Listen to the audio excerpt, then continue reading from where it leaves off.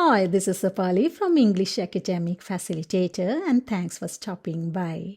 If you are new, welcome to my channel.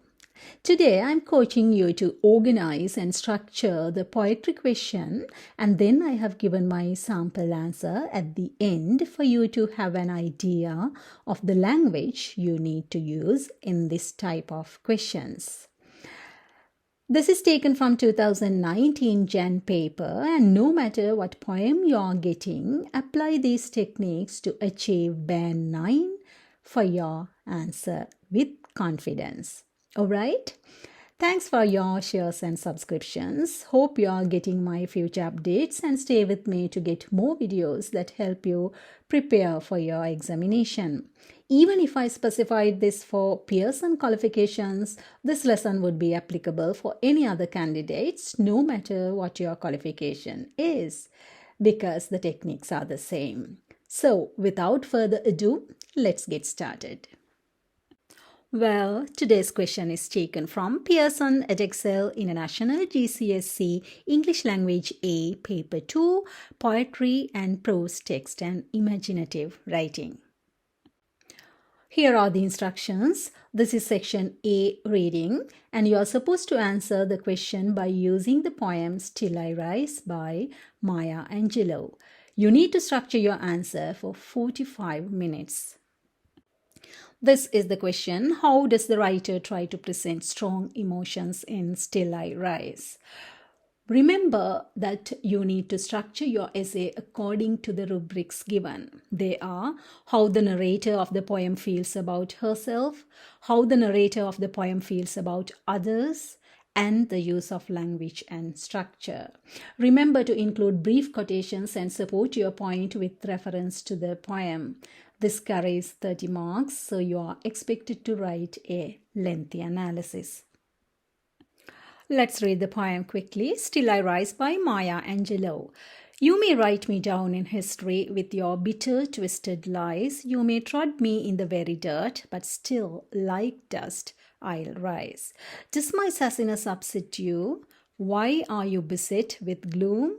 'Cause I walk like I've got oil wells pumping in my living room.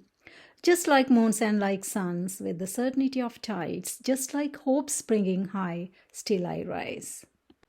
Did you want to see me broken, bowed head and lowered eyes, shoulders falling down like teardrops, weakened by my soulful cries? Does my haughtiness offend you? Don't you take it awful hard? 'Cause I laugh like I've got gold mines digging in my own backyard? You may shoot me with your words, you may cut me with your eyes, you may kill me with your hatefulness, but still, like air, I'll rise. Does my sexiness upset you? Does it come as a surprise that I dance like I've got diamonds at the meeting of my thighs? Out of the huts of history's shame I rise. Up from a past that's rooted in pain, I rise. I'm a black ocean, leaping and wide, welling and swelling I bear in the tide. Leaving behind nights of terror and fear, I rise. Into a daybreak that's wondrously clear, I rise. Bringing the gifts that my ancestors gave, I'm the dream and the hope of the slave. I rise, I rise, I rise. So this is how you should organize your answer. Introduction to the poetess and the poem, how the narrator of the poem feels about herself, how the narrator of the poem feels about others, the use of language and structure, and short conclusion. So let's see how you should organize for each and every section. For your introduction, use these points. It is a proclamation of her own determination to rise above society. And it is also a call to others to live above the society in which they were brought up. This is an empowering poem about the struggle to overcome prejudice and injustice due to color segregation. And this poem functions as a sort of secular hymn to the oppressed and abused. And she's conveying a loud and clear message. That is, one should not allow the hatefulness of society to determine his or her own success. These are the points for how the narrator of the poem feels about herself. She feels that people are determined to damage or ruin her, and she was belittled by these superpowers, and she has become a more free and essential item like air, and confidence in her personality for her is shown by the words used like sassiness, haughtiness, and sexiness. And there are some references to the confidence in her femininity, and also she points a finger to her ancestors for giving in to torture, bullying, humiliation, and injustice. And he also feels herself as a representative of African Americans. And further, she uses traditional symbols of wealth and power to show her power that she feels to possess. And she feels so strong in the way she aligns herself with bigger things in the planet, such as moons, suns, and tides. She feels the oppressors as generic who attack her with racial prejudice, and also she sees them as superpowers who can write the history as they wish. Not only that, she feels them as those who can manipulate her by shooting her with bitter, twisted lies.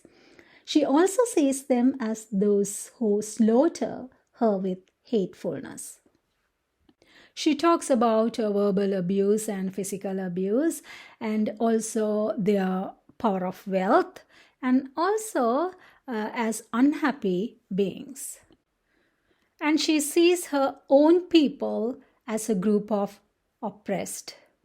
And now let's move on to the use of language. She has used powerful verbs, similes, and metaphors. A lot of negative descriptions are used, and also religious references are there. Now you can discuss the use of structure, rhyme, and internal rhyme, and then nouns that describe strong personal qualities and personification, then repetition and alliteration, rhetorical questions and colloquial American language, contrast, short sentences and change of tense, repetition and coordinated structures. Now, before writing, let's structure your answer. Paragraph 1 should be introduction to the poetess and the poem. Paragraph 2, how the narrator of the poem feels about herself. Paragraph 3, how the narrator of the poem feels about others. Paragraph 4, the use of language and structure. Paragraph 5, short conclusion. And you have all the tools to write a perfect answer, and by using the points we discussed earlier, you can write your answer. Now let's see how I have written my introduction. Paragraph 1. Still I Rise is a poem written by American poet, storyteller, activist, and a writer Maya Angelou, who once suffers from inferiority complex but later transforms into a strong and proud woman for what she has been gifted, no matter how she is looked at by others. Apart from the proclamation of her own determination to rise above society, it is also a call to others to live above the society in which they were brought up. This poem can also be understood as a declaration that one should not allow the hatefulness of society to determine his or her own success. This is the continuation of the introduction. This is also an empowering poem about the struggle to overcome prejudice and injustice due to color segregation, even if the slavery has been long abolished. Still I Rise functions as a sort of secular hymn to the oppressed and abused. However, the message is conveyed loud and clear using a lot of figurative language. Regardless of cruelty and hatefulness, the victim will rise up. So that is my introduction. So let's see how I have written my first point, that is paragraph 2. Poetess opens the poem with an accusation to the oppressors for the prejudice and injustice towards her tribe throughout the history. Trod me in the very dirt implies how they were abused, manipulated, and downtrodden. At the same time, dust gives a sense of belittling, but like dust still I rise showcases her confidence to rise above all the obstacles. Her confidence is substantiated by her constant questions regarding her sexiness, sassiness, and haughtiness to know whether her beauty matters for the oppressors to suppress her. Diamonds at the meeting of my thighs further validates her confidence in her femininity. She also feels that her power is shown in the way she does simple things like walk, laugh, and dance using the traditional symbols of wealth and power, such as oil wells, gold mines, and diamonds. On the other hand, she points her finger towards her ancestors for doing this damage to generations of her tribe by not rising like her and giving into torture, bullying, humiliation, and injustice. At the same time, she challenges the superpowers that she would be the dream and the hope of the slave. The narrator also feels that she acts as a representative of African Americans when she says she is a black ocean, leaping and wide, welling and swelling, and she bears in the tide. Well, I stopped the answer halfway for you to continue your own writing using the given facts and send it to me to sapalikalubovile113@gmail.com for reviews and feedback.